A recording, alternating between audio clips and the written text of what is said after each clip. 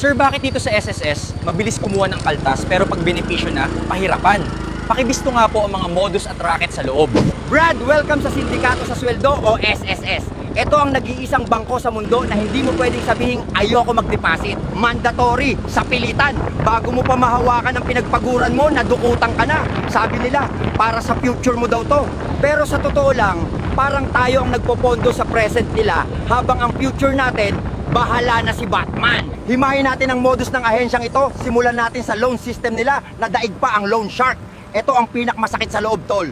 Nangailangan ka, nag-apply ka ng salary loan. Tandaan mo, ang linoloan mo dyan ay base sa kontribusyon mo. Pera mo yan! Pero ang sistema, may interest na agad. At kapag na-delay ka ng bayad dahil nawalan ka ng trabaho o nagkasakit ka, dyan papasok ang penalty. Ang penalty ng SSS, daig pa ang 5-6 sa palengke. Mas mabilis pa tumubo ang interest ng SSS kaysa sa pag-move on mo sa ex mo. Humiram ka ng 20,000 pesos, hindi ka nakabayad ng ilang taon dahil naghirap ka. Pagbalik mo para ayusin, ang utang mo 80,000 na. Saan galing yon? Sasabihin nila, compounded penalty po. Wow, yung pera ko na nasa inyo, kapag kayo ang humawak, ang liit ng tubo. Pero kapag yung pera ko, hiniram ko sa inyo, ang laki ng tubo nyo, ginisa nyo ako sa sarili kong mantika. Isunod mo pa ang pahirapang claiming process para kang dumaan sa obstacle course. Nagkasakit ka, need mo ng sickness benefit. Nawalan ka ng mahal sa buhay, need mo ng funeral benefit. Dito mo mararanasan ang requirement festival. Hahanapan ka ng ID, birth certificate na dapat PSA at bawal luma, medical certificate, hospital record,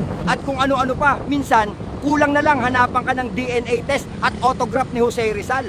Ang dami nilang hinihingi sa'yo. At eto ang matindi pag pensyonado ka na, yung proof of life. Kailangan mong patunayan na buhay ka pa.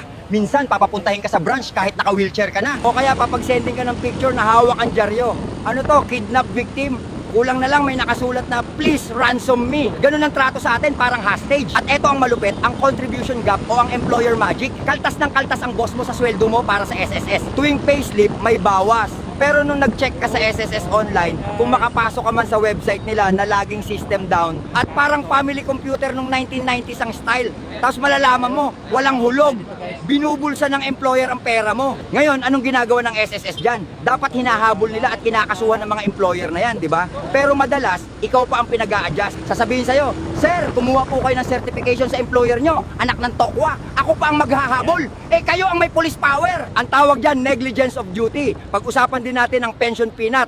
Nagbayad ka ng 20, 30, 40 years, dugot pawis. Pag edad mo ng 60, excited ka na, pensionado na. Magkano ang makukuha mo? 2,000 o 4,000 isang buwan? Anong mabibili niyan ngayon? Pambili lang yan ng maintenance na gamot, kulang pa sa gatas at bigas. Ang totoo niyan, tol, para mabawi mo ang lahat ng hinulog mo sa kanila, dapat mabuhay ka ng singtagal ni Manong Johnny. Kung namaalam ka ng maaga, thank you na lang ang pera mo. Habang ikaw na nagpondo, barya lang ang nauwi. Tignan mo naman ang board members at executives ng SSS, nakatanggap sila ng milyon-milyong bonuses. Kapag maganda daw ang kita ng SSS, may bonus sila. Eh kanino galing ang kita? Sa penalty mo, sa interest ng loan mo. Yung paghihirap mo, yun ang bonus nila. Isipin mo, tol, yung pera mo na pinagpaguran mo, kapag nasa bulsa mo, hari ka. Pero nung nilipat sa bulsa ng SSS, naging alipin ka. Kailangan mo pang magmakaawa, mag-fill up ng form, at magbayad ng penalty para lang magamit ang sarili mong pag-aari. Kaya sa susunod na makita mo ang kaltas sa payslip mo, huwag kang ngumiti at sabihin, investment ko yan. Magalit ka dahil ang perang yan ay pwedeng ipang shopping ng mga bossing habang ikaw ay magbabayad ng penalty sa future. Kaya kung tatanungin mo ako kung ano ang tamang tawag sa sistemang ito, kung saan ang pera mo ay pinahihirapan kang makuha at tinutubuan ka pa kapag hiniram mo, simple lang tol, ang SSS, hulog mo, pang bonus nila, ipon mo, pera mo, uutangin mo.